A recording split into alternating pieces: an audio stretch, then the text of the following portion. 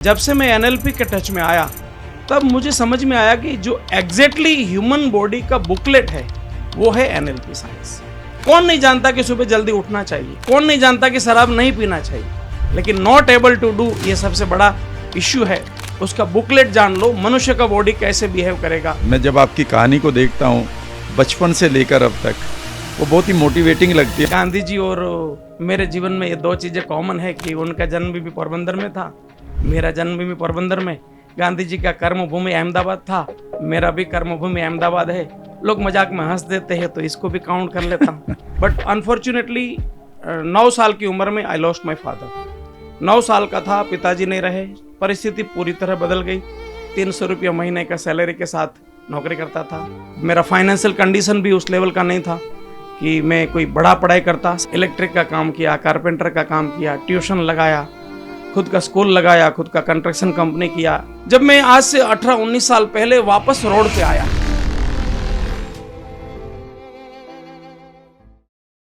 Hello friends, एक बार फिर आपका स्वागत है। और आज हमारे साथ हैं एक वंडरफुल ह्यूमन बीइंग, खूबसूरत ट्रेनर, गाइड, आप कह सकते हैं कि एजुकेटर, जो आपको एक नया एंगल देंगे हर लर्निंग पर। Jitesh Gadia ji from Ahmedabad. Thank you. Jitesh, आपका सबसे पहले स्वागत है। और मेरी और आपकी मुलाकात आई थिंक 2019 में हुई थी अहमदाबाद में। जी sir. When I was conducting my NLP workshop there.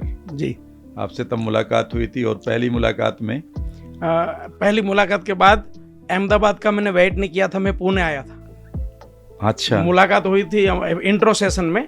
हाँ हाँ, और इंट्रो सेशन के बाद इमीडिएटली पुणे का आपका वर्कशॉप था। हाँ, और पुणे के बाद अहमदाबाद का वर्कशॉप था। हाँ हाँ हाँ, यस। तो इंट्रो में हमारे मुलाकात के बाद मैं मेरी फैमिली के साथ आया था, एक दोस्त को लेके आया था, क्योंकि उस समय मैं उस कंडीशन में था कि एक लाइफ को नया टर्निंग ले रहा था। तो मैं कोई चांस लेना नहीं चाहता था। तब भी आप थे ट्रेनिंग में? तब मैं सेल्स एंड ट्रेनिंग बोथ में था। अच्छा, मतलब सेल्स में भी था और ट्रेनिंग भी करता था। तो एनएलपी से आपको क्या फ़ायदा, क्या नुकसान, कैसा रहा आपका एनएलपी का एक्सपीरियंस, या जो ट्रेनिंग आपने फिर एनएलपी को अपना एक तरह से सब्जेक्ट बना लिया, इंटीग्रल पार्ट बना लिया अपनी लाइफ का? मेरा ये मानना है कि ये सिलेबस एकेडमिक सिलेबस में होना चाहिए।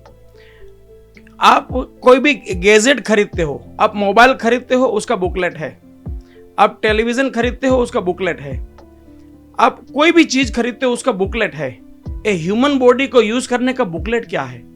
और जब से मैं एनएलपी के टच में आया तब मुझे समझ में आया कि जो एग्जैक्टली ह्यूमन बॉडी का बुकलेट है वो है NLP science.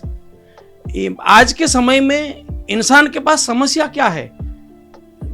Not able to do, ये समस्या है। इंफॉर्मेशन की कोई समस्या नहीं है। Very true. इंफॉर्मेशन तो है। कौन नहीं जानता कि सुबह जल्दी उठना चाहिए, कौन नहीं जानता कि शराब नहीं पीना चाहिए, लेकिन नॉट एबल टू डू ये सबसे बड़ा इश्यू है मानव समाज का।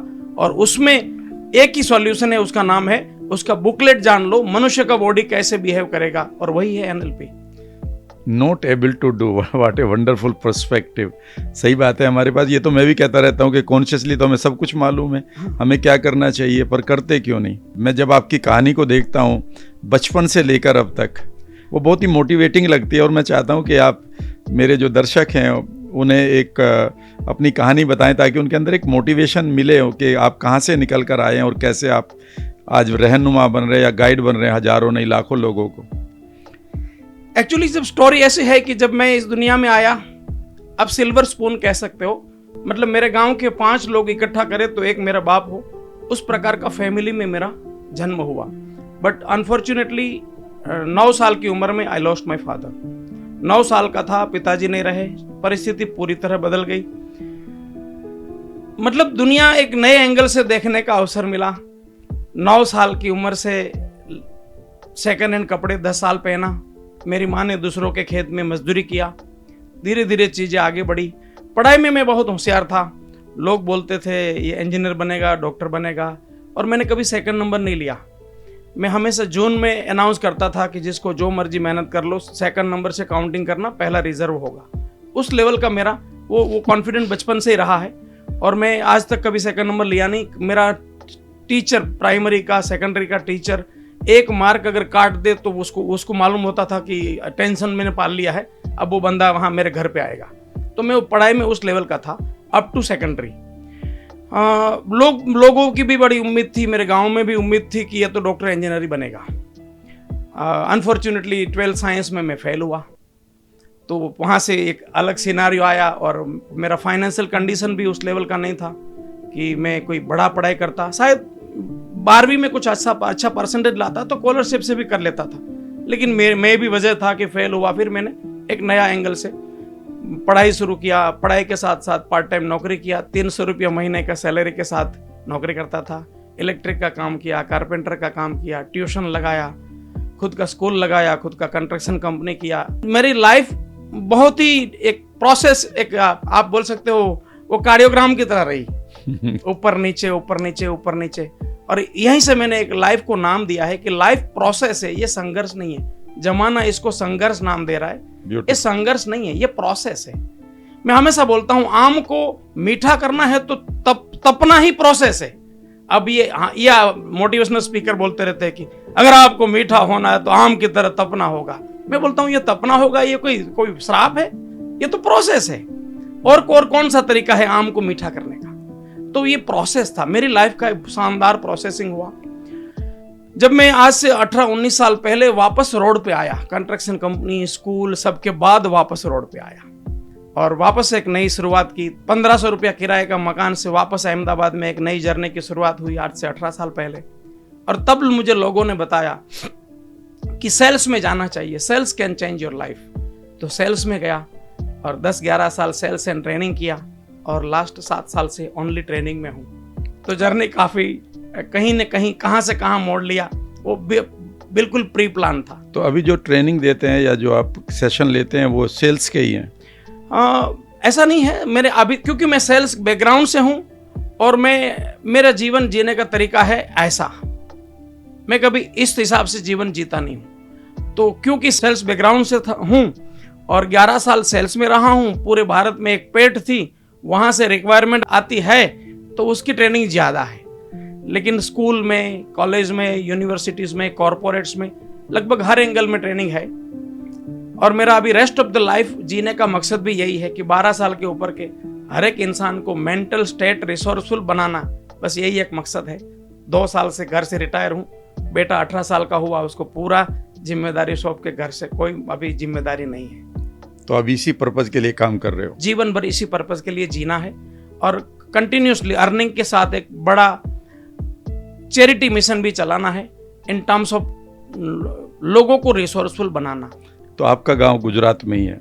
मेरा गांव गुजरात में है। गांधी जी और मेरे जीवन में ये 2 चीज़ें कॉमन है कि उनका जन्म भी पोरबंदर में था, मेरा जन्म भी पोरबंदर में। गांधी जी का कर्मभूमि अहमदाबाद था, मेरा भी कर्मभूमि अहमदाबाद है। लोग मजाक में हंस देते हैं तो इसको भी काउंट कर लेता हूँ।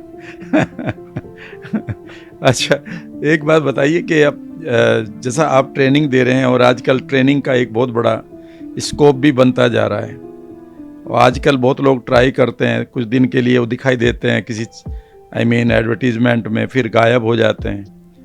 अगर आपको कुछ गाइड करना हो कुछ लोगों को कि ट्रेनर बनने में वो क्या गलती कर रहे हैं, कैसे उनको नहीं करना चाहिए या क्या करना चाहिए, तो आप कैसे उनको गाइड करेंगे? बिल्कुल, अगर मैं आपसे कहूँ कि बिल्कुल खुले दिल से बात करते हैं। देखिए, खास करके आफ्टर कोरोना जो मैं देख रहा हूँ, हर चौथा आदमी अपने पीछे मोटिवेशनल स्पीकर लगा देता है। उसमें कोई बुराई नहीं है, लगाने में कोई दिक्कत भी नहीं है, मेरी और आपकी कोई औकात भी नहीं है कि हम किसी को रोक ले।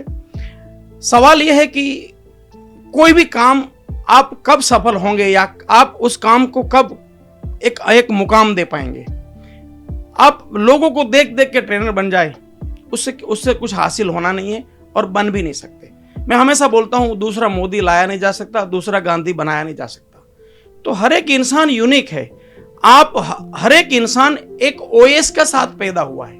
मैं हमेशा बोलता हूं, एप्लीकेशन डाउनलोड होगी, ओएस नहीं बदलेगी। आपके पास एप्पल का फोन है तो एप्पल की ओएस है, एंड्रॉइड का है तो एंड्रॉइड की ओएस है, उसमें शानदार एप्लीकेशन डाउनलोड होगी लेकिन ओएस नहीं बदलेगी। मारुति को सर्विस करके शानदार बनाया जा सकता है, मर्सिडीज नहीं हो सकती। वो मारुति रहेगी, मर्सिडीज रहेगी। तो जो भी ट्रेनर बनना चाहता है या दुनिया के कोई भी बिजनेस में सफल होना चाहता है, मेरा अनुभव यह कहता है कि आप अपने पैशन को ढूंढो, और पैशन को जब भी आप पैशन को ढूंढते हैं तभी आप टॉप पे जा सकते हो। क्योंकि आपकी पैशन नहीं है तो आप दर्द नहीं झेल पाएंगे। आप बीच बीच रास्ते में रुकावटों से थक जाएंगे, हार जाएंगे, कहीं कहीं नई कोई लालच में आ जाएंगे, कहीं और चले जाएंगे, आप मुकाम हासिल नहीं कर पाएंगे। तो ट्रेनर बनना चाहते हैं या जीवन का कोई भी मुकाम पे आप टॉप पे जाना चाहते हैं, आपको चाहिए कि आपका पैशन को फॉलो किया जाए। मैं पैशन कैसे तय करें? मैं हमेशा बोलता हूं, आपको 1 रुपया कोई ना दे फिर भी काम करेंगे, ये काम कौन सा है? यही आपका पैशन है। आप मुझे बोलने के लिए कभी बोलेंगे तो मैं बोलता ही रहूंगा, ये मेरा पैशन है, इसमें रुपया की जरूरत नहीं है। तो ये पैशन है, और पैशन है उसमें रुपया की जरूरत नहीं है, लेकिन उसी में रुपया है।